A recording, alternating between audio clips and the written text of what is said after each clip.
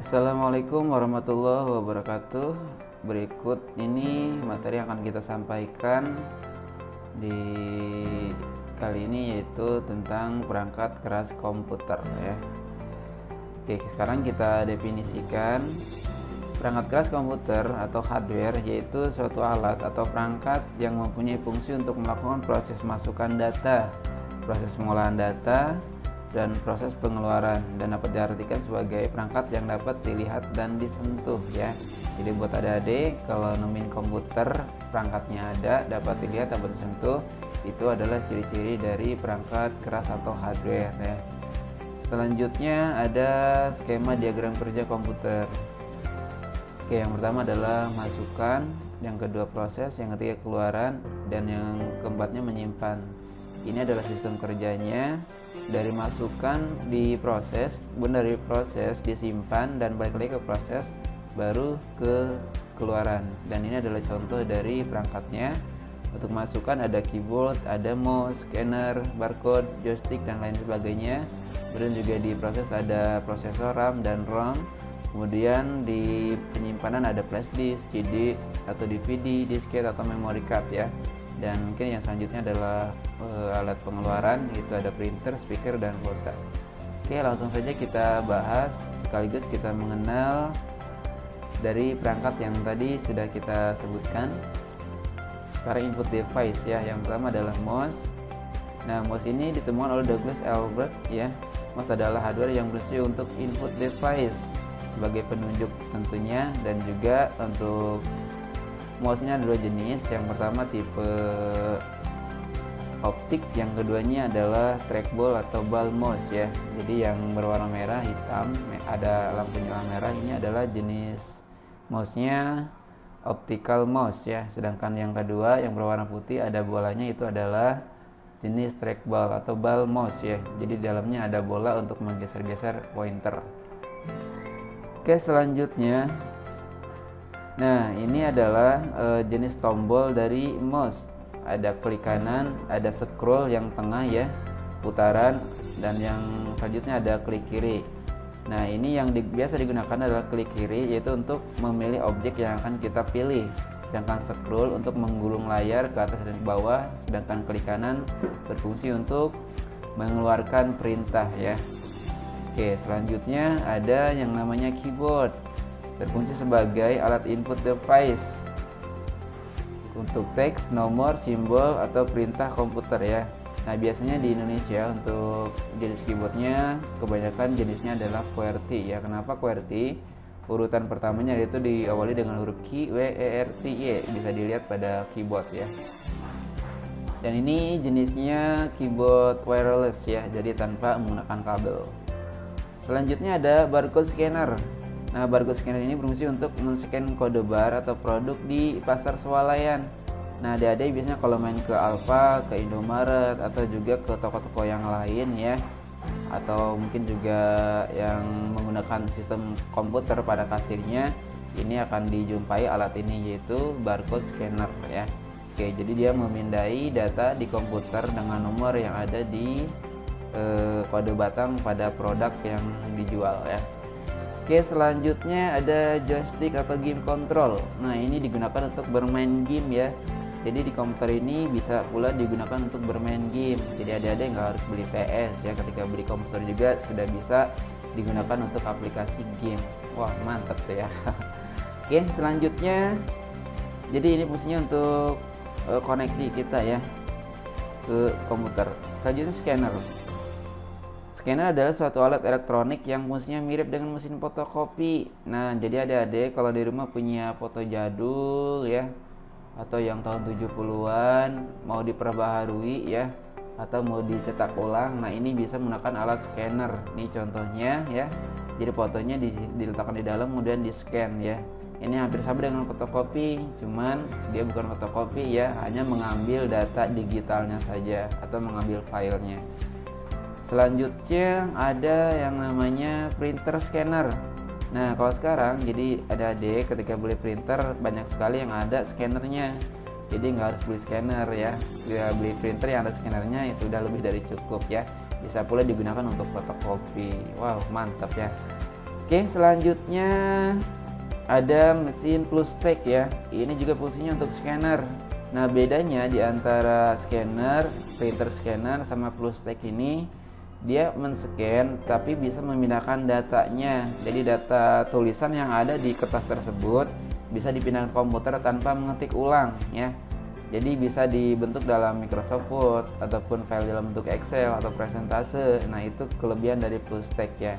Sedangkan yang printer biasa ataupun scanner biasa itu hanya bisa men-scan atau memindahkan gambar, tapi teksnya tidak bisa dibuat tulisannya. Selanjutnya ada webcam. Nah, webcam ini adalah fungsinya sebagai input device gambar. Jadi adik-adik kalau bermain Facebook, pengen chattingan atau video callan, atau mungkin sekarang yang lagi rame ya aplikasi Zoom. Nah, ini bisa menggunakan webcam ya di laptopnya ataupun di komputernya. Jadi webcam ini adalah kamera ya yang digunakan untuk PC.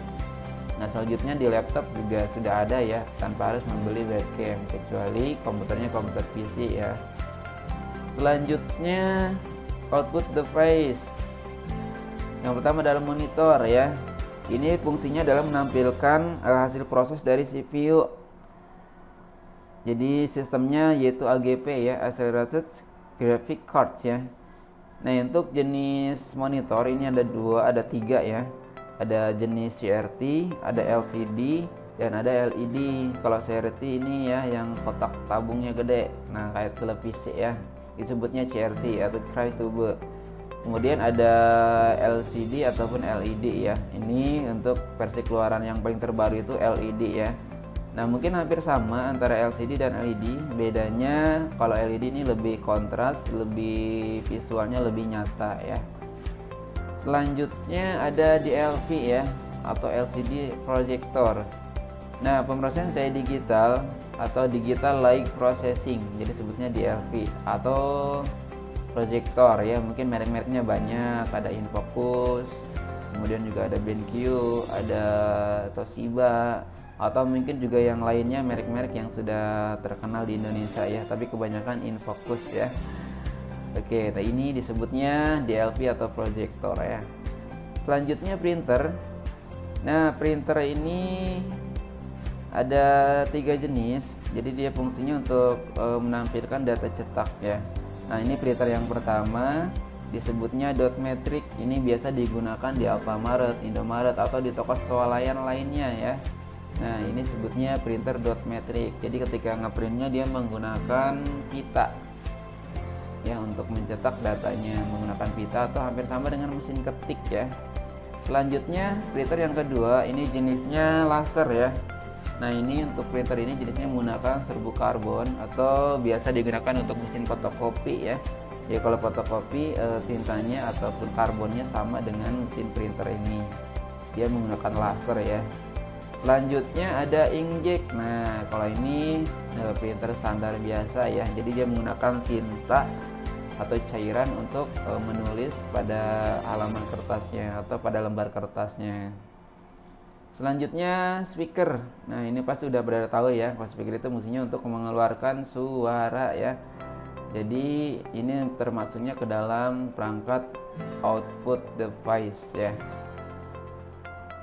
Selanjutnya ada yang namanya plotter. Nah, plotter ini fungsinya ya banyak sekali. Plotter ini adalah printer dengan ukuran yang sangat besar. Ini biasanya digunakan untuk pencetakan spanduk atau juga pembuatan stiker, atau mungkin juga para arsitek ya. Dia mencetak datanya dengan ukuran yang sangat besar. Nah, ini juga termasuk plotter. Nah, jadi gambar yang pertama adalah printer dengan ukuran besar. Yang keduanya adalah plotter ya. Dia tugasnya memotong tempelan-tempelan stiker. Contohnya ya ada kaos dari Barca ya dengan angka 18. Nah, itu dipotongnya angkanya menggunakan mesin plotter. Selanjutnya proses device. Nah, akan kita bongkar dulu ya dari bagian CPU ini. Yang pertama adalah motherboard ya. Nah, dengan urutan datanya, nomor 1 prosesor, itu digunakan untuk soket prosesor. Yang keduanya PCI, ini untuk perangkat tambahan. ada TV, tuner ya, ataupun radio, ataupun apa yang lainnya yang ingin ditambahkan. Nah, ini melalui soket nomor 2 yaitu PCI. Selanjutnya nomor 3, audio jack terdiri dari 3 soket warna ya. Ada warna merah, ada warna hijau, ada warna biru ya. Nah, yang merah ini digunakan untuk mic, kemudian yang hijaunya untuk output suaranya atau output speakernya, yang ketiganya atau warna abu-abu atau biru ya, ini maksudnya ke input ya. Jadi kalau untuk lagi live dangdut pengen direkord ya, ini maksudnya ke warna biru ya. Selanjutnya nomor 4, keyboard mouse. Nah, yang keempat ini ada yang warna hijau dan warna ungu ya. Itu digunakan untuk soket atau colokan dari keyboard dan mouse ya di nomor 4. Selanjutnya nomor 5 itu ada VGA ya. Jadi ini yang mengkoneksikan dari CPU ke monitor. Nah, nomor 5 soketnya ya. Selanjutnya nomor 6. Nomor 6 ini digunakan untuk USB, port USB dari flash disk, kemudian printer ya USB-nya ataupun yang lainnya ini masuk ke soket USB, atau mungkin juga modem mau mindahin lagu ya ada di soket port USB yaitu di pin nomor 6. Oke, selanjutnya yaitu di nomor 7, chipset. Nah, jadi ini fungsinya untuk mengolah data gambar atau memvisualisasikan kepada monitor ya. Itu chipset. Selanjutnya nomor 8, ROM. Nah, ini adalah program dasar. Jadi ketika komputer ada rusak atau harddisknya rusak, komputer masih bisa menampilkan ya. Nah, ini adalah tampilan dari ROM. Selanjutnya port VGA eksternal. Nah, VGA eksternal itu ada di poin nomor 9. Jadi kalau ada VGA resolusi ya, misalkan ada pengen bermain bola PES 2020, tentunya grafik gambarnya harus lebih tinggi lagi, maka harus ditambah VGA eksternal ada di poin nomor 9 ya. Selanjutnya nomor 10, RAM. Nah, ini fungsinya untuk membantu prosesor dalam berpikir ya. Selanjutnya adalah soket power supply atau arus listriknya. Yang ke-12 adalah port HDD atau hard disk ya. Nah, itu maksudnya di poin nomor 12. Next. Nah, ini chipset ya yang tadi kita bahas. Nah, ini adalah gambar dari chipset ya. Selanjutnya ini RAM. Nah, ini tadi yang berfungsi untuk menyimpan data secara sementara, membantu proses prosesor ya. Jadi ketika prosesornya berpikir, ini dibantu oleh RAM. Nah, ada DDR1, DDR2, DDR3, DDR4. Ini tergantung generasi komputernya. Kalau yang versi 2000, ini tuh pakainya DDR 2005, DDR2, selanjutnya DDR3 dan DDR4. Nah, yang terbaru ini adanya DDR4 ya. Jadi adik-adik kalau mau beli nambah RAM, tentunya harus disesuaikan dengan komputernya, tahun berapa dia munculnya. Jadi sesuaikan dengan DDR-nya. Selanjutnya soundcard. Nah, ya pada intinya untuk soundcard ini yang paling sering banyak terpakai ini adalah 3 warna ya, abu-abu ataupun biru, warna hijau dan warna merah. Sesuai dengan fungsinya, mic merah, kemudian input biru dan output hijau. Jadi kalau nyolokin ataupun masukin input suara speaker, nah jangan salah lubang ya, pakai yang berwarna hijau. Selanjutnya VGA card. Nah, ini tadi ya yang kita bahas, kalau ada demo bermain game dengan resolusi yang sangat tinggi harus menambahkan VGA card ya. Jadi ini resolusi gambarnya. Jadi standarnya misalkan bolanya kualitasnya hampir sama dengan PS4. Nah, maka VGA cardnya harus dinaikkan ya, atau dengan spek yang lebih tinggi. Selanjutnya ada CPU atau prosesor ya. CPU atau prosesor ini jenisnya banyak sekali ya, ada Core i7, Core i5, Core i3. Nah, ini tentunya generasinya disesuaikan ya. Oke, ini ada tampilan dari otak ya, harganya mungkin ya lumayan kecil-kecil tapi langit ya. Oke, selanjutnya power supply. Nah, tadi ya, jadi yang mensuplai listriknya dari sini. Ya, jadi ini sebutnya power supply. Ini dayanya bisa nyampe 350 sampai 600 watt ya, tergantung spek dari komputernya. selanjutnya CPU fan atau pendingin prosesor. Nah, ini adalah tampilannya. Nah, ini adalah pendingin prosesor. Dari prosesor tadi, ketika dia berpikir atau bekerja, dia akan mengeluarkan panas yang cukup tinggi ya. Nah, ini untuk menghindari terbangkarnya komponen karena terlalu panas ya. Wow, panas banget tuh prosesor ya. Oke, selanjutnya casing. Nah, kalau casing udah pada tahu ya, ada casing handphone, mungkin casing apalagi tuh komputer. Nah, ini adalah maksudnya casing komputer.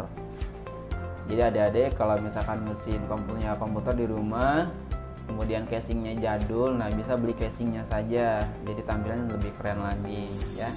Mungkin ini pasaran harga sekitaran 200.000 sampai 500.000 ya untuk casing beserta power supply. Kemudian selanjutnya saving device. Nah, saving device ini adalah untuk menyimpan, contohnya floppy disk drive. Nah, ini adalah media menyimpan data di zaman dulu ya, pada tahun 90-an ke bawah. Nah, ini masih menggunakan media disket, tapi sekarang sudah tidak dipakai lagi ya, karena sudah bermunculan media penyimpanan yang lain seperti flash disk ataupun yang lainnya. Oke, sekarang ada DVD-ROM ataupun RW ya. Nah, jadi kalau tempat untuk menyimpan DVD-nya sebutnya DVD-ROM. Sedangkan untuk koplingan itunya sebutnya DVD-nya saja ya, atau optical disc. Oke, ini adalah DVD-ROM ataupun ada kode RW ya, yaitu read writer. Jadi kalau ada CD-ROM kodenya RW, nah itu bisa menulis dan membaca ya datanya. Selanjutnya hard disk. Piringan magnetik yang memiliki kapasitas besar. Jadi kalau ada beli memory card, itu ukurannya kan mungkin maksimal 32 sekarang ya. Nah, untuk hard disk itu bisa mencapai 6 TB ya, atau 6000 GB. Sedangkan yang ditampilkan ini hanya 1 TB. Sekarang sudah ada yang ukuran 6 TB, 6000 GB. Wow, banyak sekali ya. Oke, di dalamnya atau satuan kapasitasnya yang paling terkecil kilobyte, megabyte, gigabyte, terabyte. Nah, itu untuk kapasitas penyimpanan data. Oke, selanjutnya ada CD atau compact disc ataupun DVD ya. Nah, piringan optik yang dapat menampung data hingga ribuan kali dibanding disket. Tuh, ribuan kali ya. Jadi disket sudah nggak dipakai, gantinya CD ya. Nah, ini untuk jenisnya. Sekarang sudah ada 3 ya, ada disc atau compact disc atau CD, ada DVD, ada Blu-ray disc ya. BD. Ini yang membedakan hanya kapasitasnya saja. Kalau CD itu ukurannya 700 MB, DVD 4,5 GB, dan Blu-ray disc 25 GB. Wow, banyak banget ya, dengan kepingan yang sama dengan media penyimpanan yang berbeda. Oke, selanjutnya ada flash disk. Nah, kalau flash disk sudah pasti ya, adik-adik nanti kalau emang punya flash disk, nah ini bisa digunakan untuk menyimpan data ya, menyimpan lagu ataupun menyimpan apapun di sini bisa ya. Ya, mungkin sekarang kisaran harganya sekitar 45 ribuan, tergantung dari kapasitasnya berapa GB. Oke, next. Nah, modem. Modem ini banyak jenisnya ya. Jadi ada modem ADSL, kemudian ada modem internal, kemudian juga ada modem yang jenisnya LTE ya, atau LTI. Nah, ini sebutnya modem-modem yang berfungsi untuk mengakses internet ya. Contoh yang pertama, yang ada kabelnya, ini adalah modem ADSL. Nah, ini terpasang di lembaga Yayasan Mata Huda ya. Oke, selanjutnya perangkat tambahan. Nah, perangkat tambahan ini contohnya adalah WiFi card. Jadi kalau ada adik punya PC di rumah, nah belum bisa koneksi ke WiFi ya, nah ini bisa membeli aksesnya WiFi card ya. Tapi kalau untuk laptop ini semuanya sudah pasti ada ya, tanpa harus membeli ulang, kecuali PC komputer atau komputer ukuran besar ya, atau desktop. Selanjutnya router WiFi. Nah, ini adalah pemancar dari sinyal WiFi. Kalau adik-adik ke sekolah menemukan perangkat ini, nah ini fungsinya adalah menyebarkan sinyal WiFi, namanya router ya. Oke, selanjutnya ada UPS. Ini berfungsi untuk menyimpan listrik ya. Jadi kalau misalkan mati lampu, komputer tidak langsung mati ya, tapi masih nyala dengan di backup UPS. Dan ini di swalayan-swalayan ini biasanya menggunakan UPS ya untuk menghindari mati listrik secara mendadak ya. Selanjutnya TV tuner. Nah, TV tuner juga ada dua ya, ada yang eksternal, ada yang internal. Kalau internal, nah yang bawah ya, ini bisa dipasangkan di soket PCI. Jadi bisa dipasang di dalam komputer, sedangkan yang eksternal ini di luar komputer ya. Jadi ketika komputernya tidak dipasang pun TV tuner ini tetap bisa berjalan, kecuali yang internal. Selanjutnya daftar pustaka ya. Nah, berarti kita akhiri saja materi kita hari ini, yaitu tentang perangkat keras komputer. Tentunya sumbernya diambil dari Google, dari Wikipedia, ada Wikibox, kemudian diambil dari ilmukomputer.com, majalah komputer, ada wikipedia.com, dan ada image google.com. Selanjutnya buka ajar MG-MP tik ya. Oke, mungkin itu saja materi kita di hari ini. Terima kasih, jangan lupa adik-adik di subscribe ya, dan klik loncengnya untuk memberitahuan materi di berikutnya.